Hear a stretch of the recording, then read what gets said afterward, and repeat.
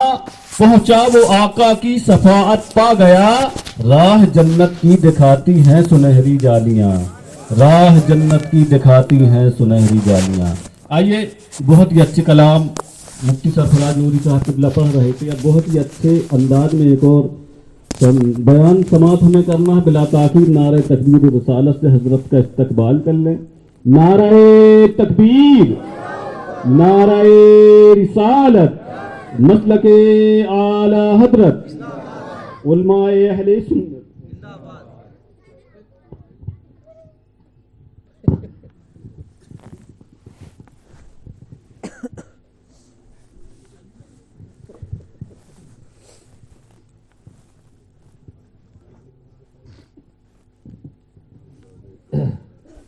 جملہ حاضرین محفل، السلام علیکم ورحمۃ اللہ وبرکاتہ۔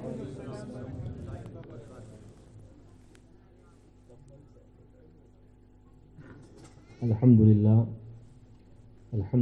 رب العالمین والعاقبۃ للمتقین، والصلاة والسلام علی سید المرسلین وعلی آلہ واصحابہ واہل بیتہ اجمعین، اما بعد، فاعوذ باللہ من الشیطان الرجیم، بسم اللہ الرحمن الرحیم، وما آتاکم الرسول فخذوه وما نہاکم عنہ فانتہوا، صدق اللہ مولانا العظیم وبلغنا رسولہ النبی الامین المتین الکریم، ونحن علی ذلک لمن الشاہدین والشاکرین والحمد للہ رب العالمین۔ آئیے حضرات، ہم اور آپ مل کر ایک مرتبہ اپنے آقا کی بارگاہ میں دل لگا کر درود پاک کا تحفہ بابا سے بلند پیش فرما لیں۔ اللہم صلی علی سیدنا شفیعنا حبیبنا مولانا محمد معدن الجود والکرم وآلہ وبارک وسلم، صلو صلاۃ وسلاما علیک یا رسول اللہ صلی اللہ تعالی علیہ وسلم۔ آپ حضرات ماشاءاللہ بہت دیر سے محفل میں بیٹھ کر نعت کے اشعار کا بھی مزہ لے رہے ہیں، اور ساتھ میں آپ کو گدے اور کمبل ملے ہوئے ہیں ماشاءاللہ، تو اس ٹھنڈ میں اس کا بھی مزہ لے رہے ہیں۔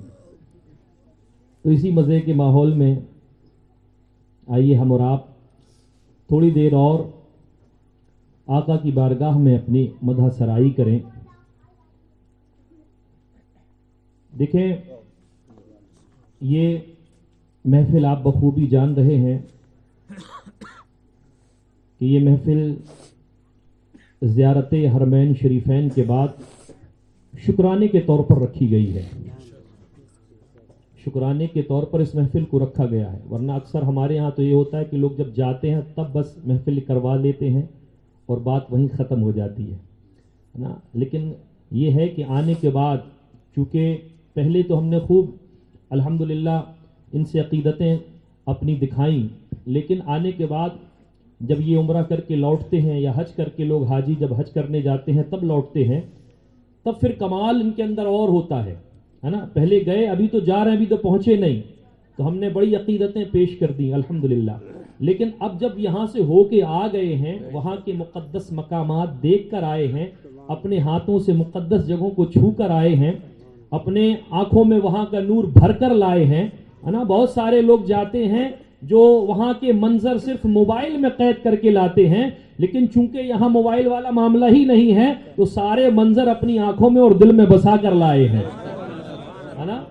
اور انسان جب یہ منظر دیکھتا ہے تو لوگ تو تمنا کرتے ہیں کہ کاش اچھا ہوتا کہ ہم سے بھی موبائل چلاتے نہ آتا، فوٹو کھینچتے نہ آتا، ہم سے ٹچ اسکرین پر ہاتھ لگاتے نہ آتا، تو آج ہم اگر گنبد خضرا جاتے، آج ہم اگر مکۃ المکرمہ جاتے تو صرف سیلفی لینے میں اپنا وقت نہیں گزارتے، بلکہ وہاں کے انوار اور وہاں کے تمام برکات کو اپنے دل میں سمیٹنے میں اپنا وقت گزارتے نظر آتے ہے نا۔ تو ہم اور آپ یہ اس وجہ سے یہاں حاضر آئے ہیں تاکہ اب یہ وہاں سے آئے تو ہم جو برکتیں یہ وہاں سے لے کر آئے ہیں، ہم ان کو دیکھ کر ان سے مل کے وہ برکتیں حاصل کر سکیں ہے نا۔ تو دیکھیں، حضور کی بارگاہ سے ہو کر آئے ہیں، اور حضور کی بارگاہ، حضور کی شان کیا ہے تو مفتی اعظم ہند سے کوئی پوچھے تو مفتی اعظم ہند کہتے ہیں وصف کیا لکھے کوئی اس محوت انوار کا، وصف کیا لکھے کوئی اس محوت انوار کا، مہر و مام جلوہ ہے جس چاند سے رخسار کا۔ کہتے ہیں دل ہے کس کا، جان کس کی، ارے سب کے مالک ہیں وہی، دونوں عالم پر ہے قبضہ احمد مختار کا، دونوں عالم پر ہے قبضہ احمد مختار کا۔ اس آقا کی بارگاہ سے یہ ہو کر آئے ہیں، یقیناً وہ بارگاہ کتنی عظیم بارگاہ ہے، وہ بارگاہ کتنی پیاری بارگاہ ہے کہ اس بارگاہ میں اگر کوئی جا رہا ہے، یہ دیوانے جو جا رہے ہیں، الحمدللہ آپ ان سے پوچھیں کہ کیا نظریہ لے کر آپ ربی کی بارگاہ میں حاضر ہوئے تھے، تو یقیناً یہ بھی فاضل بریلوی کی زبان میں یہ کہتے نظر آئیں گے کہ چمک تجھ سے پاتے ہیں سب پانے والے، میرا دل بھی چمکا دے چمکانے والے، برستا نہیں دیکھ کر ابر رحمت بدوں پر بھی برسا دے برسانے والے۔ یہ کہتے نظر آئیں گے، یہ کہتے نظر آئیں گے کہ تو زندہ ہے واللہ، تو زندہ ہے واللہ۔ بولو بھائی ہم نبی کو زندہ مانتے کہ نہیں مانتے، ہے نا؟ تو یہی نظریہ، یہی عقیدہ لے کر ہم حضور کی بارگاہ میں حاضر ہوتے ہیں۔ یہ گئے الحمدللہ تو یہ نظریہ یہی رہا ہوگا، ہے نا؟ جتنے سنی جاتے ہیں الحمدللہ ان کا نظریہ یہی ہوتا ہے کہ حضور اپنی قبر مبارک میں زندہ ہیں، زندہ ہیں۔ اور کل جب حیات میں حضور لوگوں کی نظروں کے سامنے جب تھے، جیسے اس وقت حضور نوازا کرتے تھے، الحمدللہ آج بھی جو اپنے دامن خالی لے کر جاتا ہے حضور کی بارگاہ سے اپنا دامن بھر کے لوٹتا ہے، عطا کی جاتی ہے اس بارگاہ سے۔ جو بھی گیا اور جو پاتا ہے وہ اپنے پانے کے بعد اپنے جذبات، اپنے احساسات کا اظہار بھی کرتا نظر آتا ہے۔ لوگوں نے بڑے جگہ مانگا، کوئی کسی دربار پر گیا، کوئی کسی بادشاہ کے در پہ گیا، کوئی کسی وزیر کے در پر گیا، کوئی کسی امیر کے در پر گیا، کوئی کسی ٹھیکیدار کے در پہ گیا۔ ارے لوگ گئے ادھر کہ شاید یہ مجھے دے دے تو میرا کام بن جائے، یہ مجھے دے دے تو کام بن جائے، اللہ اکبر۔ لیکن جانتے ہو فضل بریلوی نے ہمیں بھی عقیدہ دیا، ہمیں بھی بتایا کہ سنو اگر تمہیں بھی ایسا چاہیے کہ تمہارا کام دنیا میں بھی چل جائے، تمہارا کام آخرت میں بھی چل جائے، تو پھر کسی امیر کے در پہ مت جانا۔ اگر وابستگی لگانی ہے تو پتہ میں بتا دے رہا ہوں، دینے والے تمہیں بہت مل جائیں گے، لیکن ایک دینے والا ایسا بتا رہا ہوں کہ جو اگر نواز دے تو بندہ دنیا میں بھی کسی کا محتاج نہیں رہتا، اور کل قیامت کے دن بھی پروردگار اس کی عطا کے صدقے میں جنت عطا کرتا نظر آئے گا۔ وہ کون ہے؟ تو بریلی کے امام کہتے ہیں سب سے اعلیٰ و اولا ہمارا نبی، سب سے بالا و والا ہمارا نبی، اپنے مولا کا پیارا ہمارا نبی، دونوں عالم کا دولہا ہمارا نبی۔ کہتے ہیں کون دیتا ہے دینے کو منہ چاہیے، دینے والا ہے سچا ہمارا نبی۔ بھائی ایسے ہی ہے نا، ہمارا نبی ہے نا، تو بولو سبحان اللہ۔ ہاں ماشاءاللہ، سبحان اللہ بولنے میں کمبل نہیں ہٹانا پڑے گا، اور دوسری چیزوں کے لیے کمبل ہٹا کے اٹھنا پڑے گا، آنا پڑے گا، جانا پڑے گا، اس میں بڑی زحمت ہوگی۔ لیکن صرف سبحان اللہ بولنے میں کوئی زحمت نہیں ہے، جہاں بیٹھے ہیں وہیں بیٹھے بیٹھے بول دیں گے بابا سبحان اللہ۔ ارے ماشاءاللہ، بس یہی معاملات ہیں۔ تو ہم اور آپ جو حضور کی بارگاہ میں جائیں تو یقیناً یہ عقیدہ لے کر جاتے ہیں کہ ہمارے حضور قبر مبارک میں زندہ ہے۔ بھائی شہیدوں کو قرآن زندہ کہہ رہا ہے۔ حضور علیہ الصلوۃ والتسلیم سے بھی پوچھا گیا یا رسول اللہ آپ سنتے بھی ہیں، دیتے بھی ہیں، دیکھتے بھی ہیں، تو یہ کب تک معاملہ رہے گا؟ حضور نے فرمایا اللہ اکبر، سنو، انبیاء کے جسموں کو مٹی پر اللہ نے کھانا حرام کر دیا ہے۔ ہمارے تمہارے جسموں کو مٹی کھا جائے قبر میں جانے کے بعد، مگر انبیاء کے جسموں کو مٹی نہیں کھا سکتی ہے، اللہ نے مٹی پر حرام کر دیا ہے۔ اسی کو میرے امام کہتے ہیں انبیاء کو بھی اجل آنی ہے، مگر ایسی کہ فقط آنی ہے، پھر اسی آن کے بعد ان کی حیات مثل سابق وہی جسمانی ہے۔ مطلب جیسا جسم ان کا زمین پر تھا، قبر میں جانے کے بعد بھی ان کا جسم صحیح اور سلامت رہا کرتا ہے۔ یہ اللہ کی عطا ہوتی ہے ان کے ساتھ۔ البات محترم اگر نہ ملتا تو یہ لوگ جانے والے بے وقوف ہیں، یہ جانے والے لوگ بے وقوف ہیں۔ ارے انہیں مل رہا ہے تب تو جا رہے۔ ارے ہمارے تمہارے پاس اگر کوئی آئے ضرورت پر اور ہم اسے دے دیں تو وہ بار بار آتا ہے۔ کیوں آتا ہے؟ اس لیے کہ ملتا ہے۔ اور آپ ایک بار جھڑک دو کسی کو تو مانگنے والے بھی اتنے خوددار ہوتے، کہتے اس کے گھر میں مت جانا، وہ جھڑک دیتا ہے۔ اس کے در پر پھر کوئی نہیں جاتا، اس کے دروازے پر کوئی نہیں جاتا کہ وہاں ملنا ہی نہیں ہے کچھ.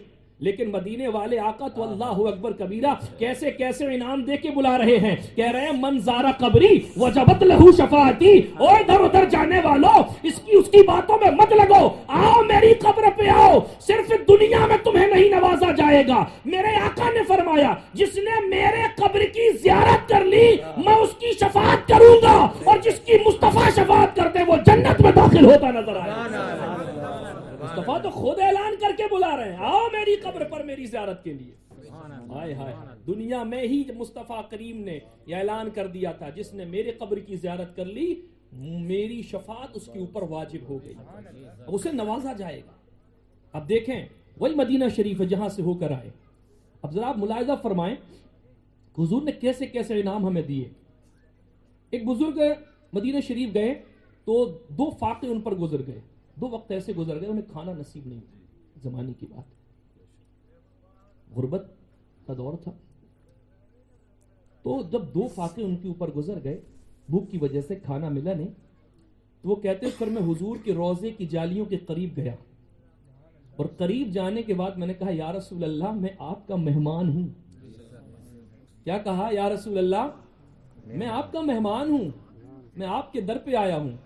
اللہ اکبر. کہتے بس اتنا کہا، اور اتنا کہہ کر کہتے ہیں میں رات آیا، رات کا وقت تھا، میں اپنے گھر میں آ کر سو گیا. کہتے ہیں جب سویا نا، اللہ اکبر. اچھا یہ بزرگ دیکھیں تو ذرا، اللہ کی رسول کی بارگاہ میں جا کر عرض کر رہے ہیں میں مہمان ہوں. کیا مطلب اس کا؟ مطلب یہ ہے کہ جو کسی کا مہمان ہوتا ہے تو پھر اس کی مہمان نوازی بھی تو کی جاتی ہے نا. بھائی کوئی گھر پہ ہمارے تمہارے آئے تو اسے پانی بھی دیا جاتا ہے، ہم اسے چائے بھی پلاتے ہیں، ہم اسے کھانا بھی دیتے ہیں، ہم اسے انتظام کے لیے لیٹنے کے لیے جگہ بھی دیتے ہیں. وہ ان کے اوپر 2 فاقے گزرے، ذہن میں بات تھی کھانا نہیں مل رہا ہے. نبی کا شہر ہے جو زمانے کو کھلا رہا ہے، لیکن اس کے شہر میں آ کے کھانا نہیں مل رہا ہے. اللہ اکبر. تو کہنے لگے یا رسول اللہ میں مہمان ہوں. آخر انہوں نے کس وجہ سے کہا یا رسول اللہ میں آپ کا مہمان ہوں؟ مطلب یہ ہے ڈائریکٹ نہیں، یہ انڈائریکٹ نبی پاک علیہ الصلوۃ والتسلیم سے اپنے فاقے کی شکایت کر رہے ہیں. یا رسول اللہ میں آپ کے شہر میں ہوں اور مجھے کھانا نصیب نہیں ہو رہا ہے، کرم فرمائیے میں مہمان ہوں، کھانے کا انتظام ہو جائے. اللہ اللہ. اب ذرا دیکھیں تو آپ یہ کیوں التجا کی جا رہی ہے؟ کیا انہوں نے کوئی ایسا واقعہ دیکھا تھا، پڑھا تھا، سنا تھا کہ نبی پاک علیہ الصلوۃ والتسلیم اپنے چاہنے والوں کو بہت نوازتے ہیں؟ کوئی کھانا مانگے تو کھانا دیتے ہیں، کوئی پانی مانگے تو پانی دیتے ہیں. اللہ اکبر. جب آپ غور کریں گے تو آپ کو پتا چلے گا کہ ہاں ایسی بے شمار روایتیں بخاری اور مسلم کے اندر موجود ہیں کہ حضور پاک علیہ الصلوۃ والتسلیم کی بارگاہ میں حضور علیہ السلام نے فقیر آنے والے لوگوں کو، آنے والے چاہنے والوں کو ان کا مزاج دیکھ کر پہچان لیا کہ اس کو ضرورت کس چیز کی ہے، اور اس ضرورت سے نواز دیا. حضرت ابو طلحہ رضی اللہ تعالی عنہ صحابی رسول ہیں. یہ حضور علیہ الصلوۃ والتسلیم کو دیکھا کہ لگ رہا حضور پر کئی فاقے گزرے ہیں. حضور نے 2-3 روز سے کچھ کھایا نہیں ہے، اور جب کچھ کھایا نہیں ہے تو جب کوئی بھوکا رہتا ہے تو چہرے سے اس کے پتہ چل جاتا ہے، اور اس کے چہرے کے آثار بتا دیتے ہیں کہ کئی دنوں سے بھوکا ہے یہ. تو دیکھا ابو طلحہ نے کہ حضور علیہ الصلوۃ والتسلیم کی آواز بھی دبی ہوئی ہے، لگتا ہے فاقے گزرے ہیں کئی دن سے، تڑپ گئے. ایک عاشق اپنے آقا کو اس حال میں کیسے دیکھے؟ گھر آئے اور اپنی بی بی ام سلیم سے کہتے ہیں اے بی بی ام سلیم بتا کیا آج گھر میں کچھ کھانے کے لیے ہے؟ کہا کیوں پوچھتے ہو؟ کہا اس لیے پوچھ رہا ہوں کہ میں نے آج حضور کو دیکھا تو آواز حضور پاک علیہ الصلوۃ والتسلیم کی بڑی دھیمی آ رہی تھی، بڑی پست آواز نکل رہی تھی. لگتا ہے کہ حضور کئی دنوں سے فاقے پر ہیں، حضور نے کئی دن سے کھانا نہیں کھایا ہے، اس لیے ہمارے گھر میں کچھ ہو تو حضور کی بارگاہ میں پیش نہ کر دیا جائے. ام سلیم کہتی ہاں میرے پاس روٹیاں ہیں. صرف روٹیاں تھیں، وہ چند روٹیاں جو کی روٹیاں تھیں، وہ چند جو کی روٹیاں نکالی اور اپنے روپٹے سے باندھی اور انس کو بلایا. حضرت انس کو بلا کے وہ دے دیا. اللہ اکبر. اب ذرا غور فرمائیے گا. کہا لے جاؤ اور حضور پاک کی بارگاہ میں پیش کر دینا، لیکن سنو وہاں بہت سارے لوگ ہوں گے، ذرا حساب سے پیش کرنا. مختصر سی روٹی ہے، اس لیے کہ حضور کی عادت ہے اگر لوگ ہوا کرتے ہیں تو مصطفیٰ بعد میں کھاتے ہیں، پہلے بھوکوں کو کھلا دیا کرتے ہیں، پہلے بھوکوں تک وہ کھانا پہنچاتے ہیں، کہیں ایسا نہ ہو یہ سارا کھانا مصطفیٰ بھوکوں کو کھلا دیں اور پھر خود مصطفیٰ فاقے سے رہ جائیں، اس لیے دھیمے سے پیش کرنا، کسی کو پتہ نہ چلے تاکہ حضور اس کھانے کو تناول فرما لیں۔ حضرت انس نے وہ روٹی لی اور اپنے بغل میں دبائی اور کہتے ہیں میں مسجد پہنچا تو دیکھا لوگ بیٹھے ہیں، صحابہ کرام موجود ہیں، حضور پاک تشریف فرما ہے، کہتے ہیں میں لے کے کنارے دروازے پر کھڑا ہو گیا، اب یہ سوچنے لگا کہ اتنے سارے لوگوں میں یہ روٹی دوں تو دوں کیسے حضور کو، کہیں لوگوں کو پتہ نہ چل جائے اور حضور علیہ السلام بانٹ نہ دیں۔ کہا اللہ اکبر، اسی سوچ میں تھا کہ حضور نے انس کو دیکھا اور کہا او انس ادھر آؤ، کیا تمہیں ابو طلحہ نے روٹی دے کر پہنچایا ہے؟ ہائے ہائے ہائے، دیکھو ہمارا غیب داں نبی کیسی غیب دانی فرما رہا ہے، کچھ بتایا نہیں، صرف کھڑے ہیں، کہا ابو طلحہ نے روٹی دے کر پہنچایا ہے، کہا حضور پہنچایا، کہا لے آؤ، ادھر آئے، کہا ٹھیک ہے کام کرو، اب یہاں تک لے آئے ہو نا تو پھر یہاں اسے کھولنے کی ضرورت نہیں ہے۔ کہا پھر حضور کیا کریں؟ کہا ان روٹیوں کو لے کے تم ابو طلحہ کے گھر چلو، ہم ابو طلحہ کے گھر آ رہے ہیں، یہ روٹیاں لے کے چلو۔ اللہ اکبر، یہاں حضرت انس چلے، حضور پاک اٹھے، جتنے صحابہ کرام آپ کے ساتھ تھے سب کو اٹھایا، کہا چلو آج ہماری دعوت ابو طلحہ کے گھر پہ ہے۔ ابو طلحہ گھر میں صرف جو کی روٹیاں تھیں جو انس کے ذریعے، حضرت انس کے ذریعے پہنچا دی، اس کے علاوہ کچھ تھا نہیں۔ اب دیکھیں ذرا، حضرت انس بڑی تیز تیز قدموں سے چل رہے ہیں کہ ابو طلحہ کے گھر پہ خبر کر دی جائے کہ حضور تو اتنے سارے لوگوں کو لے کے آپ کے گھر آ رہے ہیں، گھر میں کچھ انتظام کر لیا جائے۔ کہتے ہیں حضرت انس تیز قدم سے چلے، حضور پاک صحابہ کے ساتھ تشریف لا رہے تھے، ابو طلحہ کے گھر پہنچے اور بتایا کہ ابو طلحہ بتایا کہ سنیے حضور پاک علیہ الصلوۃ والتسلیم خود تشریف لا رہے ہیں، انہوں نے روٹی نہیں لی اور کہا لے کر چلو، یہ روٹیاں انہی کے گھر میں تناول کریں گے۔ اللہ اکبر، اب ابو طلحہ بھی جو ہے کہ کشمکش میں ہے، بی بی ام سلیم بھی کشمکش میں ہے، کیا کیا جائے؟ ابو طلحہ نے اللہ اکبر اپنی پاک باز بی بی سے کہا ہوگا اے ام سلیم اب بتاؤ کیا کریں، ہم نے تو چند روٹیاں تھیں جو حضور کے لیے پہنچائی تھی، مگر حضور تو سارے لوگوں کو لے کر آ گئے گھر پر، اب ہمارے پاس انتظام ہے نہیں، انتظام کریں تو کریں کیسے؟ جب اتنی بات کہی نا تو اس اللہ اکبر ایمان والی خاتون نے، اللہ اکبر اس پاک باز خاتون نے، اس صابرہ اور شاکرہ خاتون نے، اس صحابیہ نے ابو طلحہ سے کہا او میرے سرتاج پریشان کیوں ہوتے ہو، ہم نے تو حضور کے لیے روٹیاں پہنچائی تھیں لہذا انہوں نے واپس کر دی ہیں، ہمارے پاس حضور کے لیے انتظام ہے، ہم نے دیگر صحابہ کو نہیں بلایا ہے، اب جو صحابہ کو لے کر آ رہا ہے انتظام وہی کرے گا، بھائی جو لے کر آ رہا ہے انتظام وہی کرے گا، اس کی ذمہ داری ہمارے اوپر نہیں ہے، اس کی ذمہ داری اسی کے اوپر ہے جو لے کر آ رہا ہے۔ کہا فکر کرنے کی ضرورت کیا ہے، ہمارے پاس جو ہم پیش کر دیں گے، باقی وہ روٹیاں جانے اور حضور جانے۔ اللہ اکبر، حضور آ گئے، کہا روٹیاں لے آؤ، جتنی روٹیاں تھیں، کہا ان روٹیوں کا چورا بنا دو، ان روٹیوں کو مسل دو، اس کا ملیدہ بنا دو۔ اللہ اکبر، ان روٹیوں کو مسل دیا گیا، ان روٹیوں کا چورا بنا دیا گیا۔ اب ذرا آپ ملاحظہ فرمائیں، ان روٹیوں کا چورا بنانے کے بعد تمام روٹی کا چورا سامنے رکھا ہوا ہے، جب تمام روٹی کا چورا سامنے رکھا ہوا ہے، ہائے ہائے ہائے، تو کیا منظر ہے ذرا دیکھیے آپ، مختصر سی روٹی، اس کا چورا، پھر اس میں حضرت بی بی ام سلیم نے تھوڑا سا گھی بھی ڈال دیا، بی بی ام سلیم نے اس میں گھی بھی ڈال دیا، ہائے ہائے ہائے، جب گھی ڈل گیا نا تو پھر روٹیوں میں مزہ آ گیا، اللہ اکبر، تراوٹ آ گئی روٹیوں میں۔ اب جب تراوٹ آ گئی تو جانتے ہو کیا کیا؟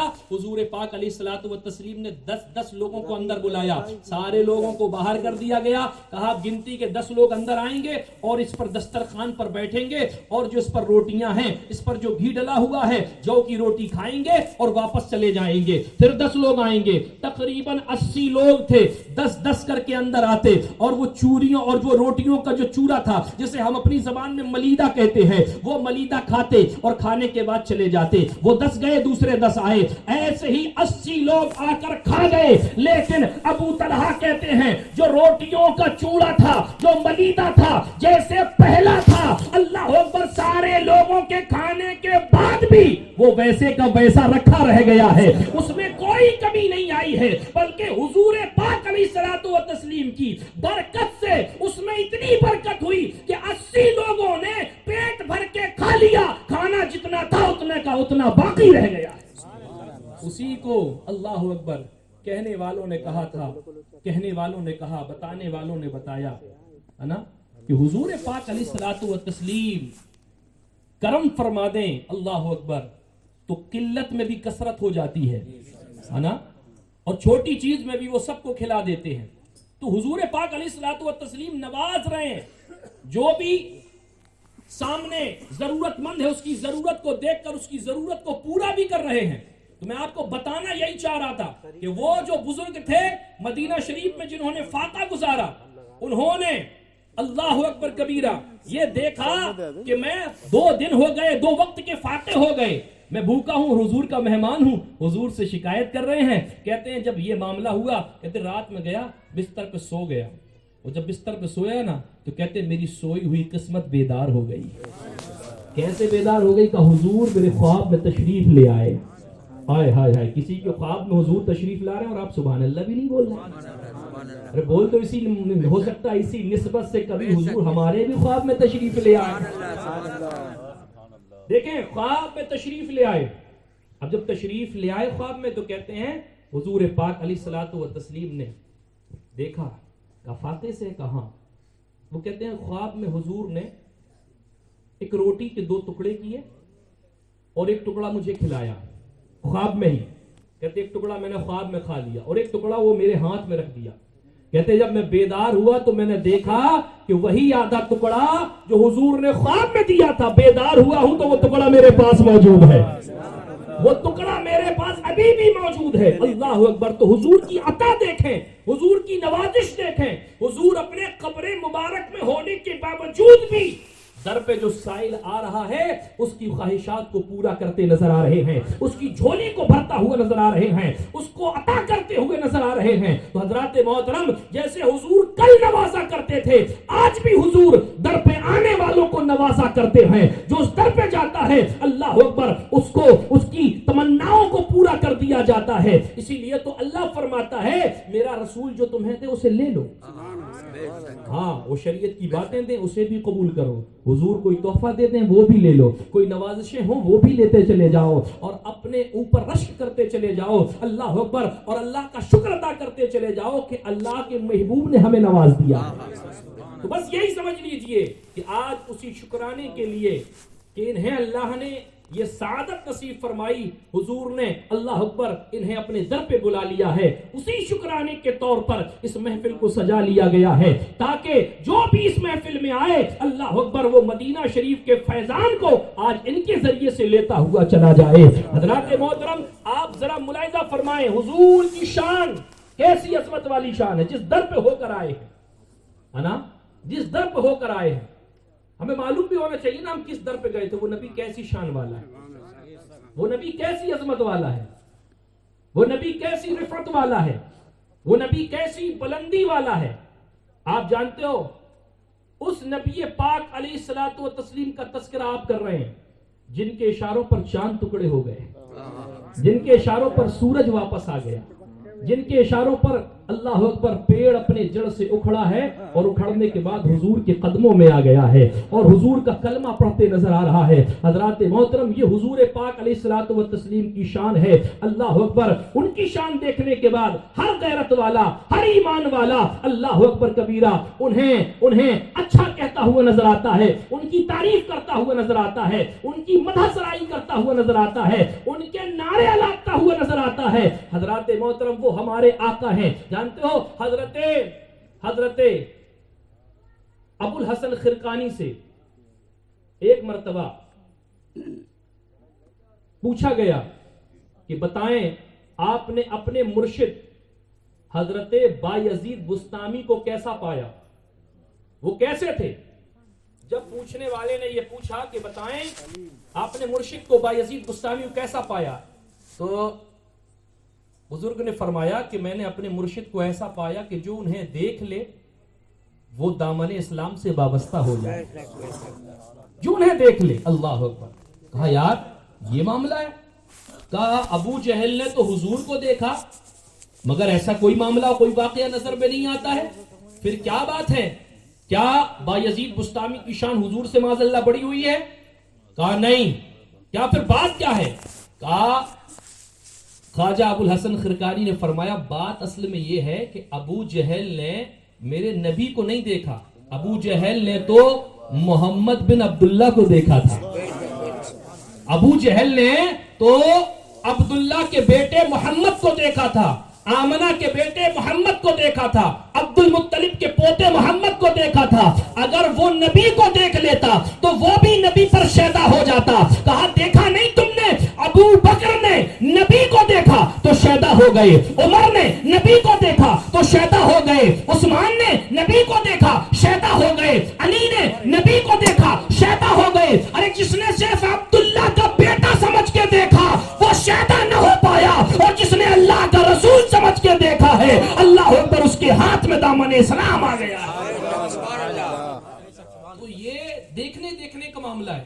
اچھا, ایک بہت مشہور چیز ہے جس کو مولانا رومی صاحب نے, علامہ رومی صاحب نے بڑے اچھے انداز میں اپنی مثنوی میں لکھا ہے.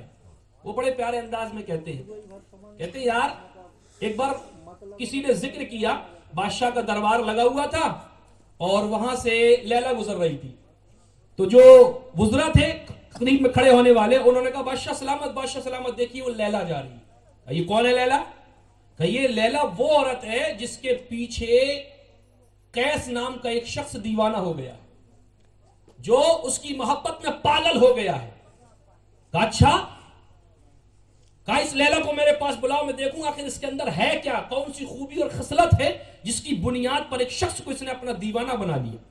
جب یہ بات کہی تو لوگوں نے لیلا کو بلایا, کہا چلو بادشاہ نے بلایا ہے. بادشاہ کے دربار پہ لایا گیا, اور جب بادشاہ کے دربار میں آئے تو بادشاہ سلام نے لیلا کو دیکھا, کہا لیلا میں نے سنا ہے کہ قیس نام کا شخص تیرے اوپر دیوانہ ہو گیا, وہ پاگل ہو گیا, لیکن تجھ میں تو کوئی ایسی خوبصورتی نظر نہیں آتی کہ جس کی وجہ سے تیرا رنگ بھی کالا ہے, کوئی خوبصورتی ایسی بظاہر نظر نہیں آتی کہ تیرے اوپر کوئی شخص جو ہے وہ فدا ہو جائے اور پاگل ہو, اس درجے محبت ہو کہ پاگل ہو جائے.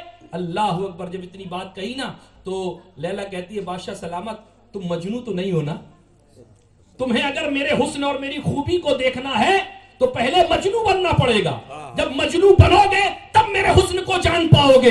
اگر تمہیں میرا حسن دیکھنا ہے تو مجنوں کی آنکھیں چاہیے, مجنوں کی نگاہ چاہیے. جس کے پاس مجنوں کی نگاہ ہوگی وہی میرے حسن کو جان پائے گا. بلا تفصیل یہی سمجھانا چاہتا ہوں, اگر لیلا کے حسن کو دیکھنا ہے تو مجنوں کی آنکھ چاہیے, اور مصطفیٰ جان رحمت کے حسن کو دیکھنا ہے تو ابو بکر کی آنکھ چاہیے, ابو بکر کی آنکھ چاہیے. ابو بکر بھی آیا حضور کی بارگاہ میں. ابو بکر آئے, آنے کے بعد کہتے ہیں یا رسول اللہ آپ کے جیسا حسین پوری کائنات میں کوئی نہیں. بولو سبحان اللہ, کوئی نہیں. حضور نے فرمایا صدقتا, ابو بکر تم نے سچ کہا, تم نے سچ کہا. اب جانتے ہو پھر کچھ دنوں کے بعد ابو جہل آیا. ابو جہل کہنے لگا کہ میں نے پوری اپنی زندگی میں آپ سے بدصورت کوئی نہیں دیکھا. حضور نے فرمایا صدقتا, تو نے بھی صحیح کہا.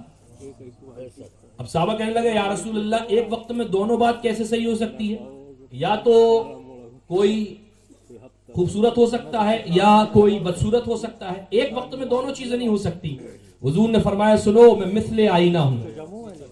کیا کہا؟ میں مثل آئینہ ہوں, جو جیسا ہوتا ہے مجھ میں ویسا ہی دیکھتا ہے اور بولتا ہے. کہا ابو بکر نے اگر مجھے خوبصورت کہا ہے تو اس کی وجہ یہ ہے کہ ابو بکر نے مجھ میں اپنے آپ کو دیکھا.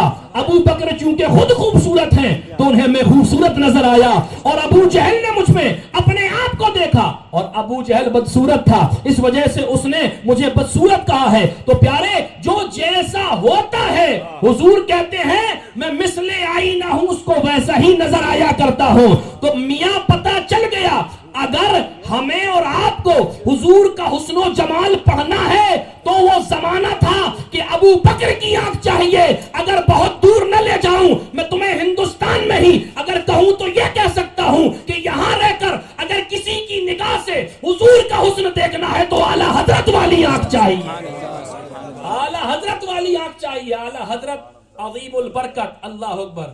وہ جب حضور کی بارگاہ میں حاضر ہوئے نا اور کہتے ہیں حضور میں ہندوستان میں تھا نا تو میں نے بڑی آپ کی نعتیں پڑھی ہیں, ہے نا, بڑا ذکر کیا ہے, مگر آج جب آپ کے در پہ آ گیا ہوں تو چاہتا ہوں کہ صرف روزہ دیکھ کر نہ چلا جاؤں, آج چہرہ دیکھ کر چلا جاؤں.